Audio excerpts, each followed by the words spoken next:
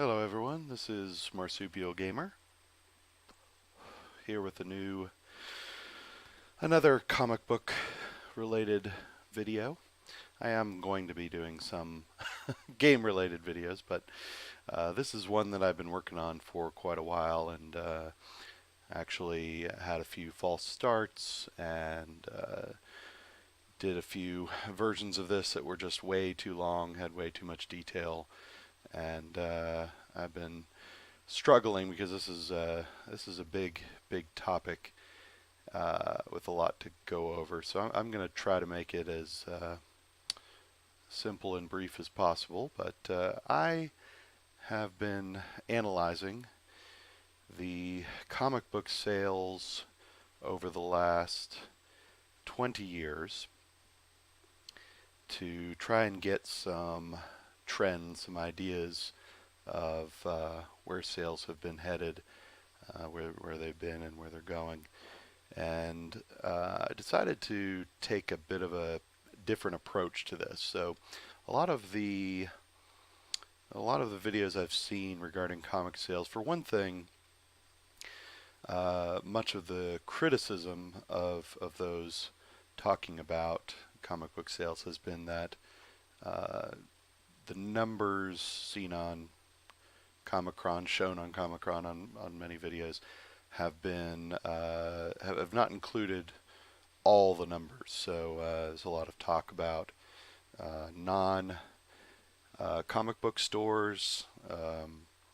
Digital sales are touted to be amazing, and essentially all the videos saying, well, these are the numbers, they appear to be dropping, have been dismissed as inaccurate, incomplete, and not reflective of reality. So I started to look into whether or not I could find the numbers for digital sales and non-comic books. And sure enough,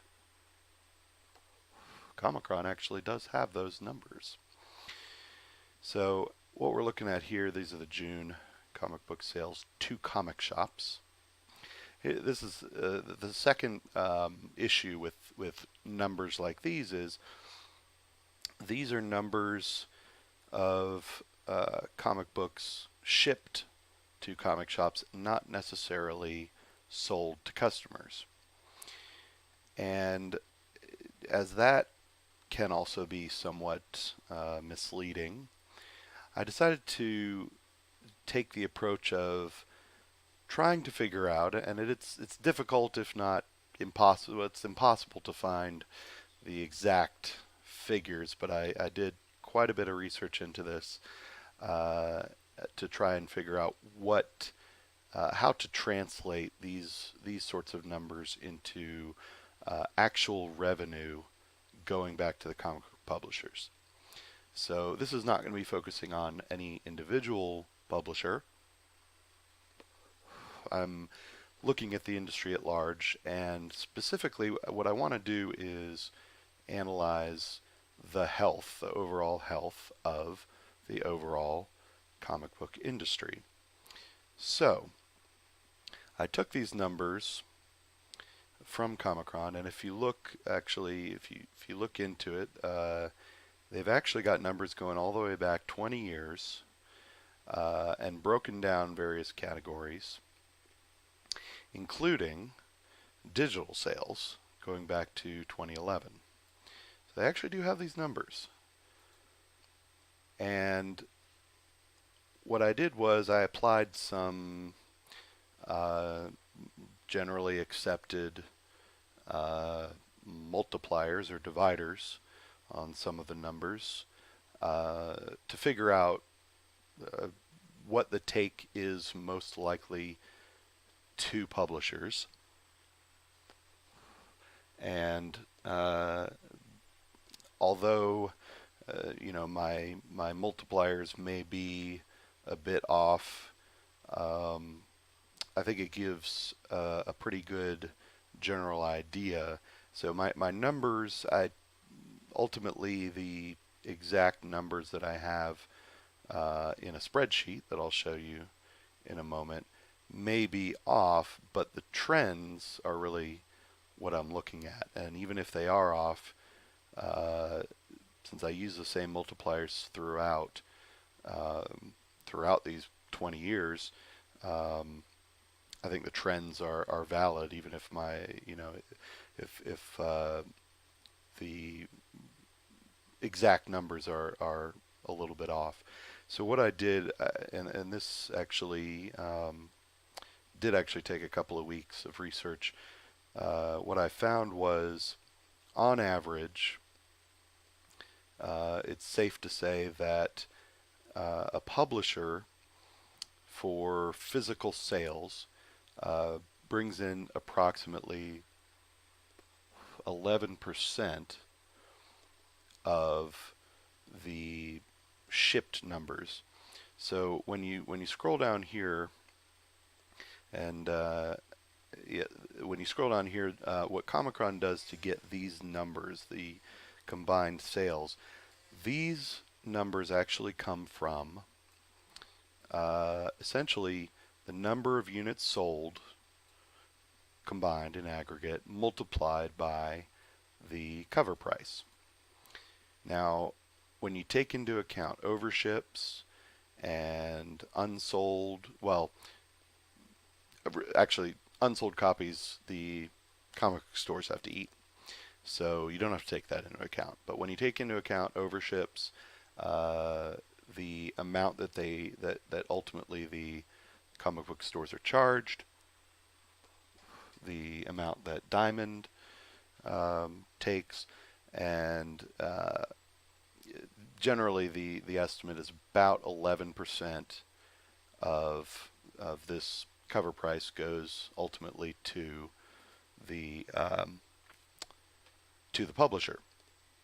Now again, if it's 10%, if it's 15%, if it's somewhere in that range, really doesn't matter. I use the same I just used 11% across the board, so that we can see a trend. So while my end numbers may be a bit off, we will see a definitive trend. When it comes to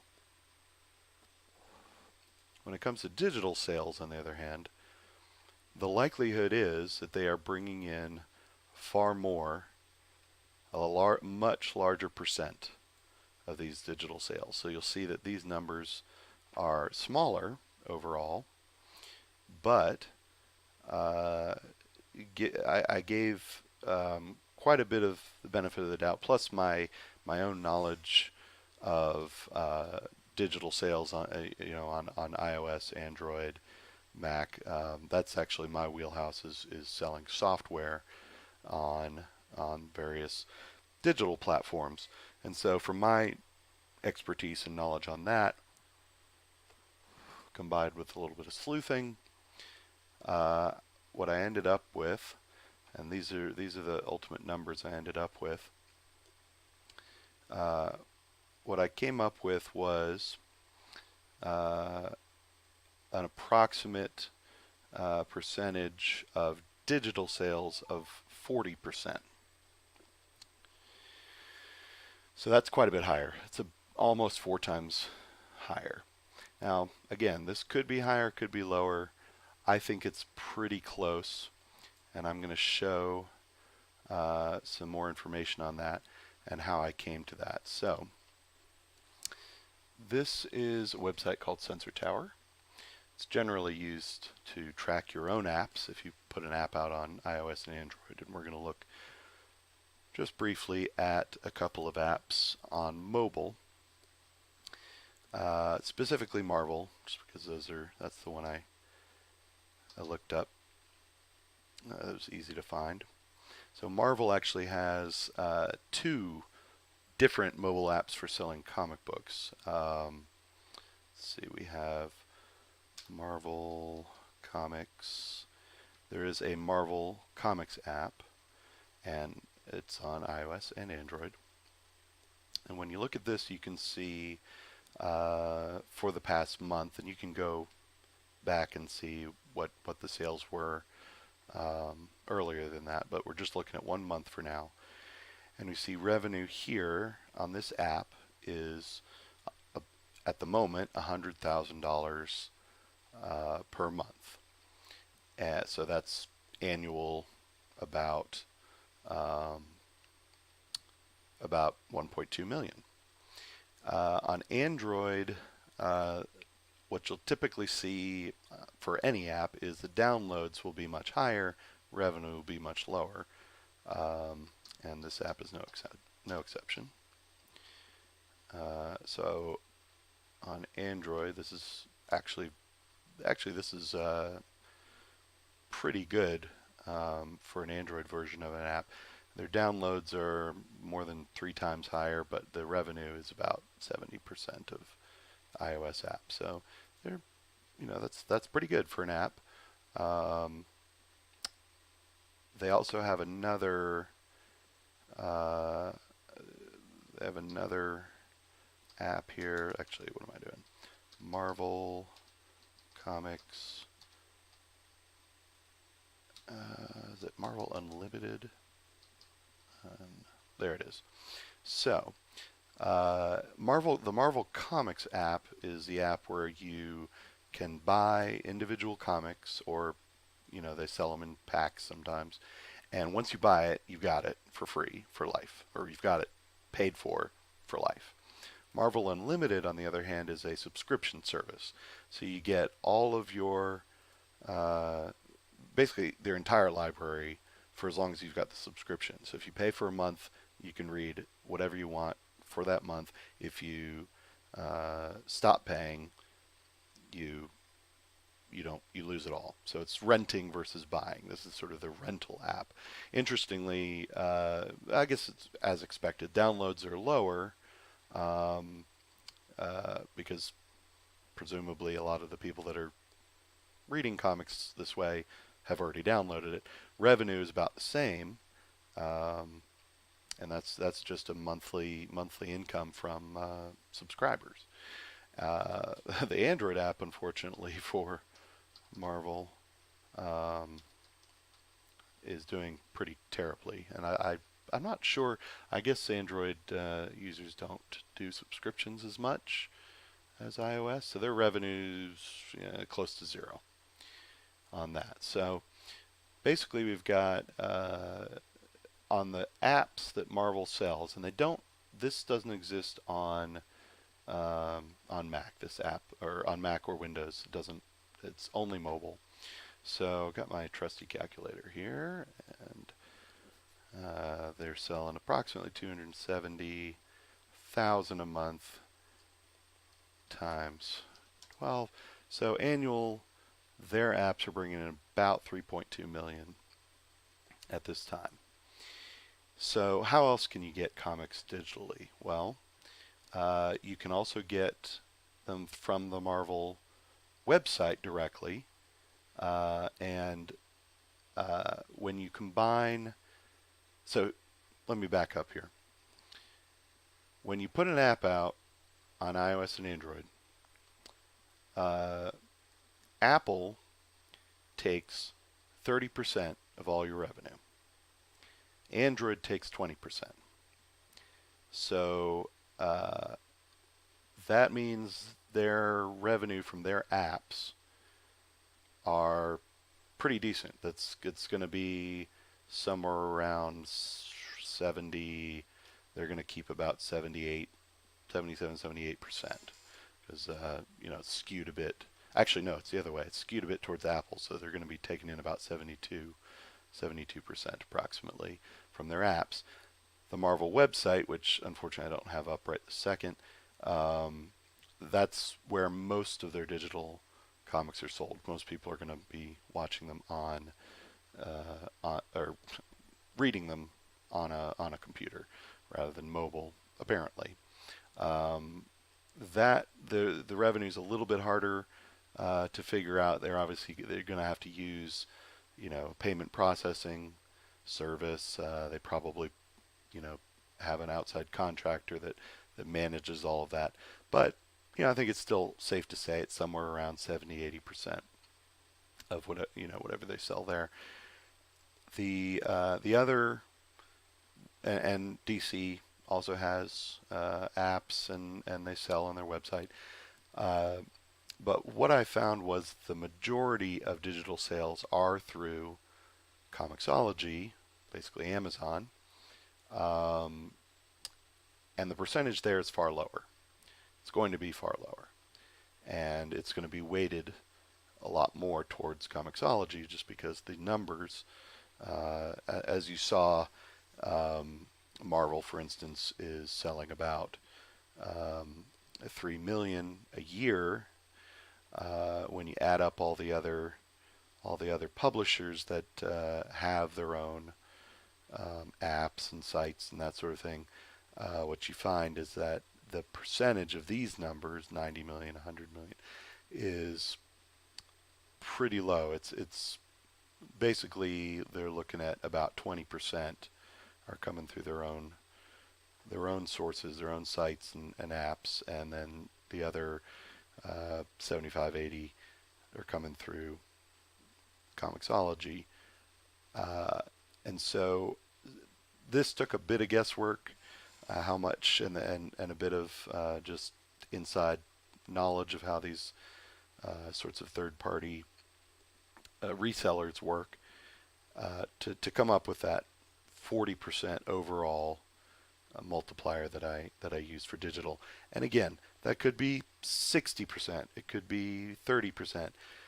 It really doesn't matter. It's guaranteed to be higher than what they're getting from physical sales, but um, the important thing, as you'll see in a moment, is the trend. So I'm going to show, and I'll show a couple other comparisons in a moment. So I took all the numbers from Comixology, and unfortunately, it was very there was no way to actually just copy and paste them all, so I had to type this in by hand, and I brought it in from 97 through 2018. And I brought in just a ton of numbers, some of which I don't really use. I just thought they were interesting. And what I've got here are non-digital sales, and that includes this is basically everything non-digital. So it's comic book stores, bookstores, Scholastic, not a huge chunk. It's comic books, it's trade paperbacks, it's everything. So basically everything they sell that's non-digital. Uh, this was ultimately these were ultimately the numbers that I used. So I'm including actually no. What did I use? What did I use? Comics. Let's see, for publisher revenue. Let me see here. Sorry about this. Actually, so no. So I did not use this number because I'm only looking at comic books. I'm not looking at trade paperbacks and those sorts of things. But these were interesting numbers. And you'll see a trend. Now, this is obviously over here, I've actually adjusted these for inflation. So if you actually look over here, these are in 2018 dollars. So you can see that in 97, this was right at the end of the crash, right at the end, right after the crash of the 1990s. Pretty low, and they actually went up and up and up and up and up right up until about 2016. And then they've started to dip again, interestingly. The next column, and again, these are real numbers, these are inflation adjusted. These are local comic book stores. And you notice these also similar trend, and the Comixologists didn't have these numbers. Similar trend, but starting right around 2014, that's when the numbers started to go down. When you look at all comics, so this is, so again, this is local comic book stores, and this includes trade paperbacks, even magazines, anything that comic book publishers ship to local comic book stores. When you look at when you so again, I apologize if this is a bit confusing, but this is only comic books. And again, unfortunately there was some missing data for oh, look at that. Actually, how did I do that? Huh. Okay. They did have these numbers. Interesting. Actually, let me fill up. There we go. Boom. I don't know what I was doing there. They did have all these numbers. Going back to 1997, so I was looking over here. I said, wait a minute, we have the numbers. So these are the inflation adjusted, and I looked up inflation numbers to figure out, how to put this into 2018 dollars. So this is all comics, non-digital, sold to everyone. So this is comic book stores, bookstores, Scholastic, I don't know, grocery stores, all comics shipped.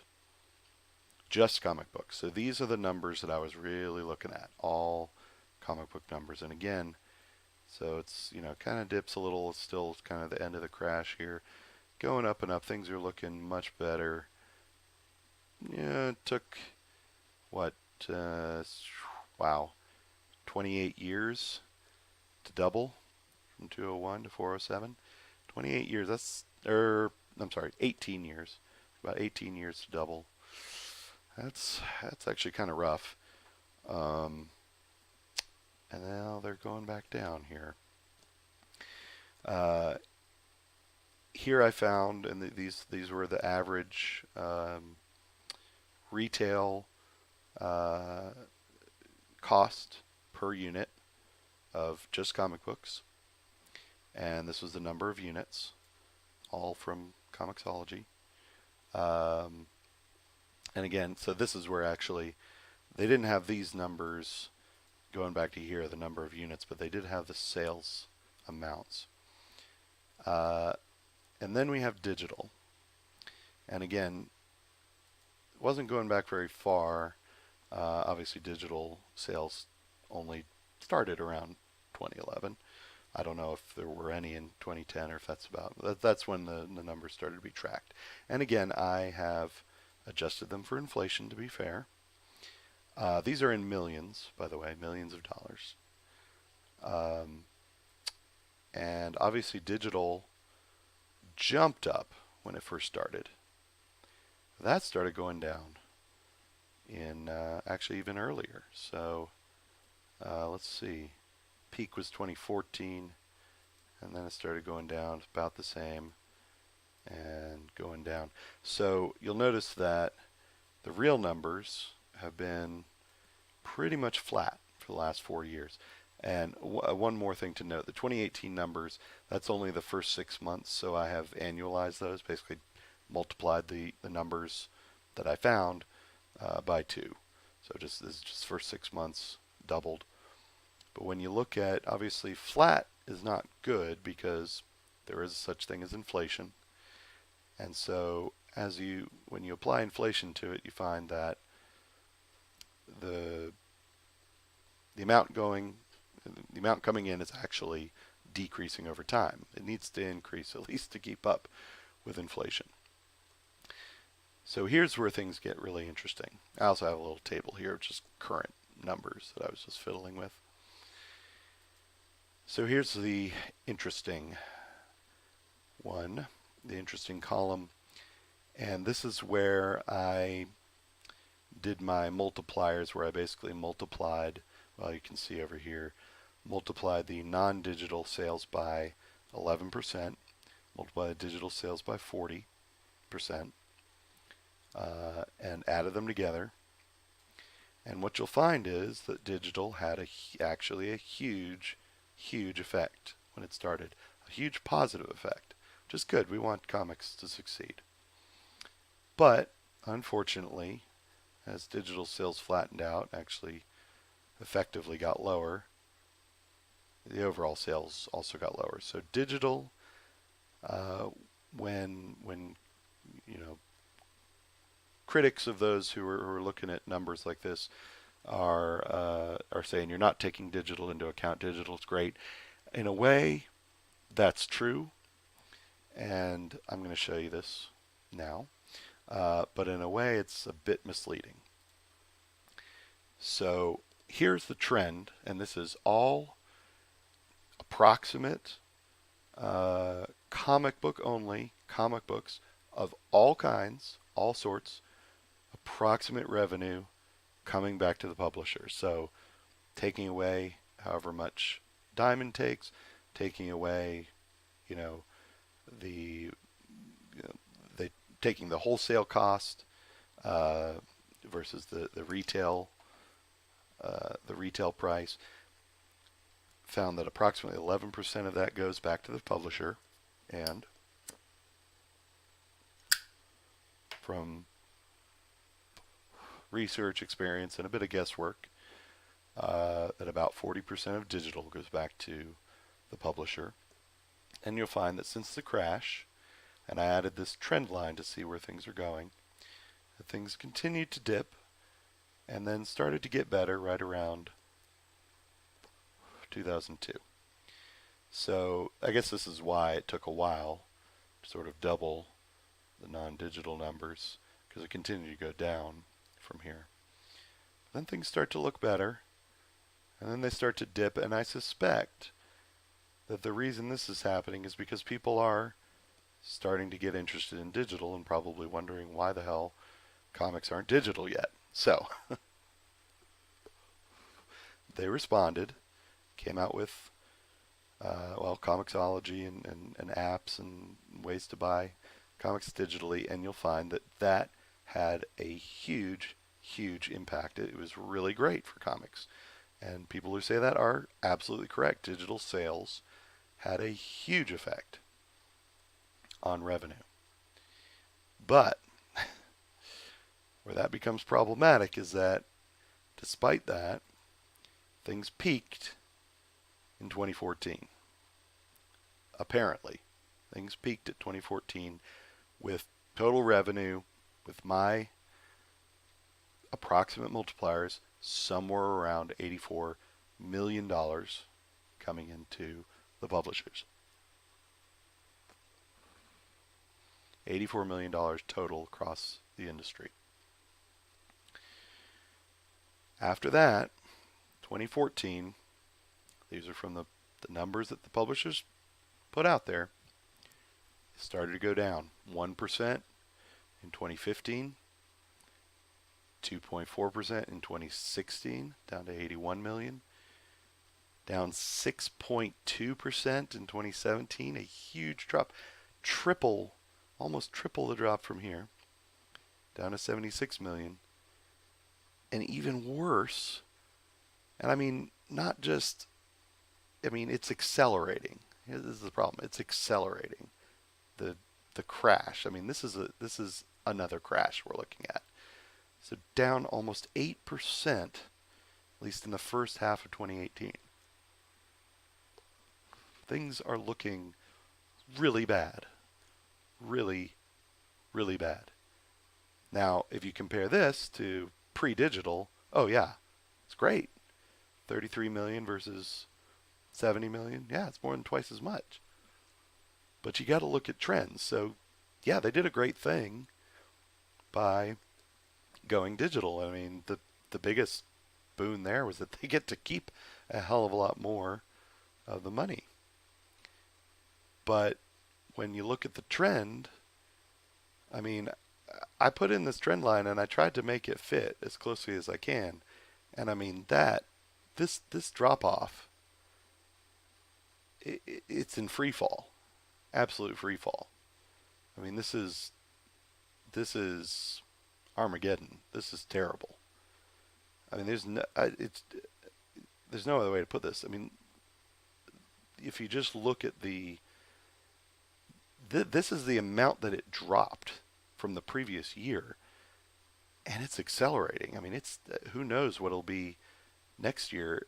You know, if this continues, 2019, it could drop 9-10%. And I mean, if this holds 70, it'll go down to 63 maybe, and I mean it's terrible. In fact, the way that it's dropping, it appears it may be even worse. It may drop 10, 11, 12%. I mean, the slope of this line kind of tells the whole story. So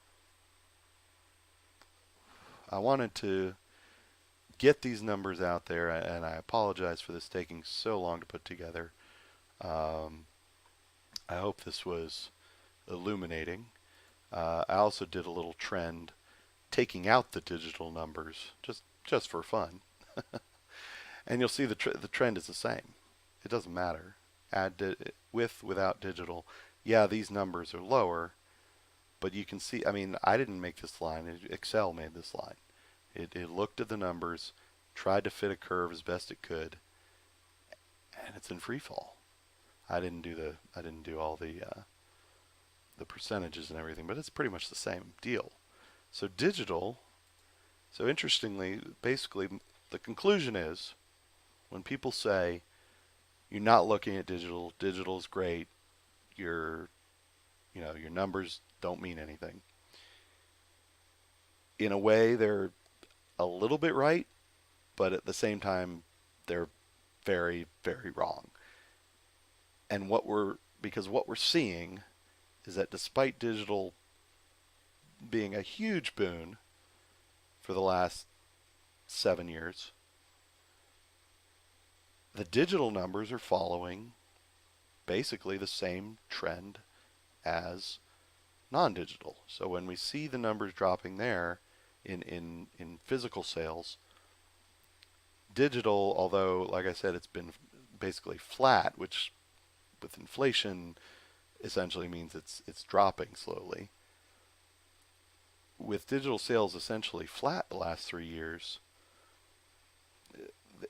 you're finding the same trend. So digital's really not helping the curve here. This curve is virtually the same as this curve. This one's a little bit worse because of the inflation figures that I put in, but essentially, yeah, they were great for a while, but the trends that people are noticing are real. These are all the numbers. This cannot be disputed. These are all the numbers. All comics. Let's go back. All comics, including. So basically, I took, and this is straight out of Comichron. You can find these numbers. You'll find, well, actually, these numbers are the ones you'll find. Actually, lower than these. I gave them a boost based on inflation. These are the numbers you'll find of all comics sold across all different types of stores, all non-digital, and then these are the numbers that are being reported of the digital sales. So I hope that was helpful to someone out there. Bottom line is, for anyone who loves the comic book industry, this is not good news. This is quite bad. Oh, the last thing I wanted to bring up. I am in the video game industry. I am not in comics, despite the fact that pretty much all my videos so far, other than gameplay videos, have been related to Comicsgate and the comic book industry. And the reason actually for that, well, besides the fact that I've just been following it, hopefully will become clear soon. But I am luckily in the game development industry,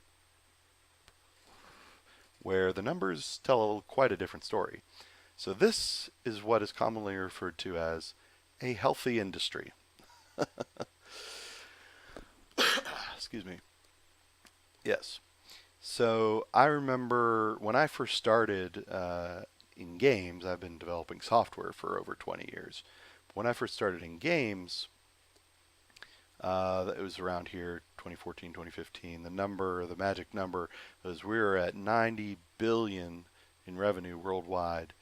Now this is obviously, you can't compare these to the numbers I was looking at, revenue minus this, minus that, et cetera, et cetera. I was just trying to find a gauge to measure, since the numbers we get are horrific. They're just completely worthless. and you have to sort of figure out how to compare these sorts of numbers. So really just look at the trend is my point here. The video game industry is extraordinarily healthy, especially considering how mature it is. I mean, this is obviously these numbers are projections, but the way it's been going, like I said, when I started, it was around 90 billion. Now it's close to 140 billion. So that's yeah, around a 50% increase in only like 3 years. So that's fantastic. Um, and the reason I bring up maturity, just another comparison. If you look at where was it? IT hardware, for instance, very mature industry, and yeah, if you look at a graph of a typical very mature industry, there's a little bit of growth, but it's not that spectacular. It's just kind of flat, something like IT hardware, where it's totally commoditized. With an entertainment industry like games, you kind of expect this kind of thing when it's getting more and more popular. So I just wanted to compare that to this, which is, I guess could have been worse, but damn, that's yeah, that's bad. So anyway, that's all I have for you now, and I know this has gone very, very long. I hope this was interesting, and I will be actually coming out with some more, hopefully less numbers heavy videos in the very near future. And thank you for sticking with me if you've lasted this long. If you don't mind, I am Marsupial Gamer, and if you don't mind hitting that like button, I'd really appreciate that. And if you're not subscribed, and chances are you're not because I don't have very many subscribers yet, if you wouldn't mind, please subscribing, hitting that bell, and we'll see you next time. Thank you very much.